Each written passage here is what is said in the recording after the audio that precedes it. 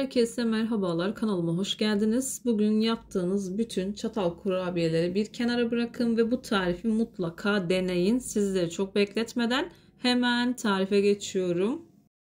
Tarifim için ilk olarak yoğurma kabına 250 gram kadar katı yağ ekledim.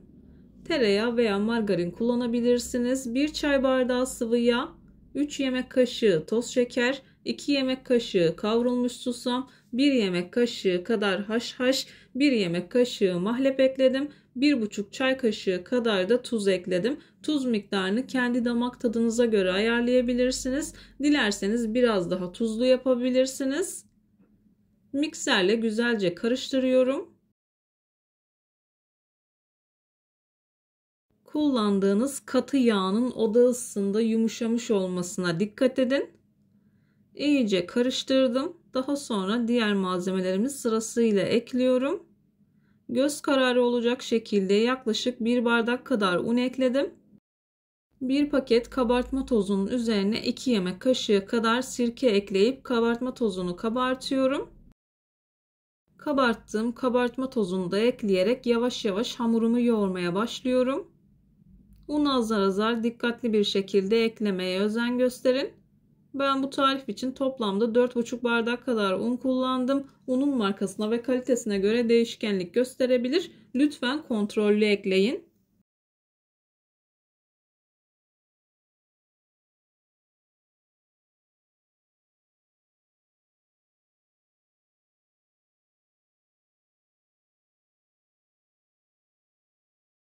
Kurabiye hamuru yaparken dikkat etmeniz gereken en önemli nokta çok fazla yoğurmamaya dikkat edin. Unu ekleyip şöyle bir yoğurun. Tekrar gerekiyorsa tekrar bir un eklemesi yapın. Kıvama geldikten sonra çok fazla yoğurmamaya dikkat edin. Unu kaçarsa da şekil vermekte zorlanabilirsiniz. Hamurumuzun ele yapışmayan kıvamda bir hamur olması gerekiyor. Hamur toparladıktan sonra masaya alıyorum. Masaya aldıktan sonra şekil verme aşamasına geçiyorum. Dilediğiniz şekillerde kurabiyenizi hazırlayabilirsiniz.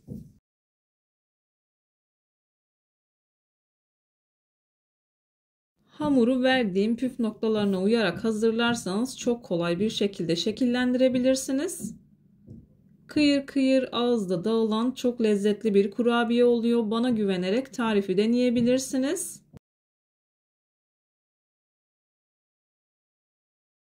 Videomu tam da buraya kadar izlediyseniz her zaman olduğu gibi sizlerden ricam yoruma kalp olur, emoji olur veya tarifim hakkında farklı bir fikriniz varsa bunu da benimle paylaşabilirsiniz. Ayrıca videolarımı sevdiğiniz kişilerle de paylaşarak bana bu şekilde destek olabilirsiniz.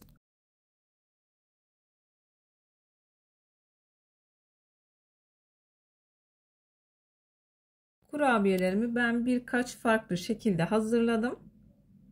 Diğerlerini de sırasıyla gösteriyorum. Videolarımda yapmış olduğum tariflerin elimden geldiği kadarıyla püf noktalarını vermeye çalışıyorum. Ama yine de aklınıza takılan herhangi bir şey olursa yorumlara yazarsanız gördüğüm zaman sizlere dönüş sağlarım. Yine aynı zamanda videonun altındaki açıklama kısmına malzeme listesini tam not olarak ekleyeceğim. Dilerseniz oradan da bakabilirsiniz.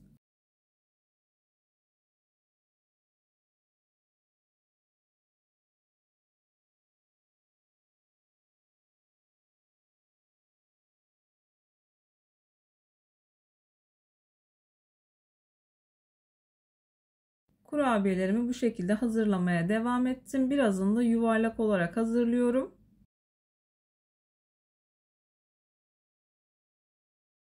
Ya 1,5-2 tepsi kadar çıkıyor. İlk tepsinin üzerine yumurta sarısı sürdüm. Üzerine haşhaş ve kavrulmuş susam serpiştirdim. Dilerseniz çörek otu da kullanabilirsiniz. İsteğe bağlı olarak dilerseniz yarısını yumurta akına bulayıp daha sonra üst tarafını da haşhaş ve susama batırıp o şekilde de pişirebilirsiniz.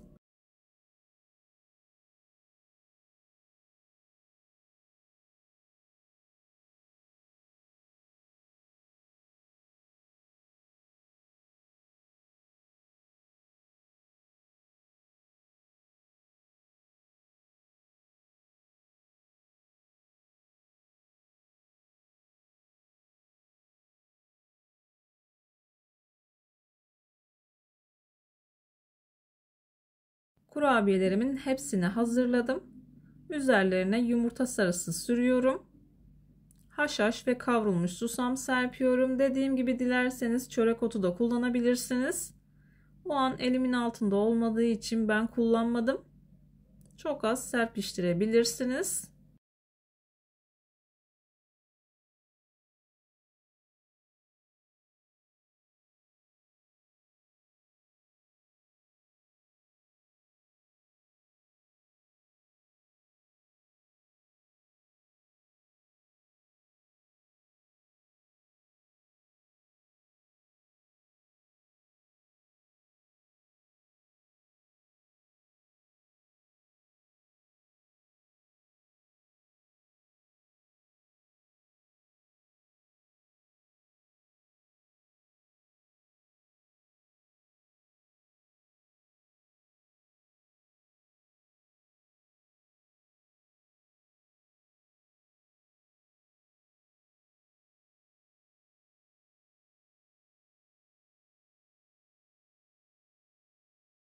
Kavrulmuş susam ve haşhaşı da serptikten sonra önceden ısıtılmış 170 derecelik fırında altı üstü güzelce kızarıncaya kadar kurabiyelerimi pişiriyorum.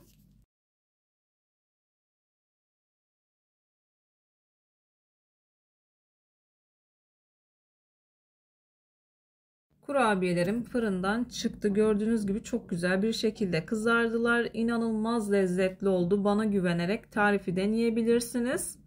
Ağzınızda kum gibi dağılacak.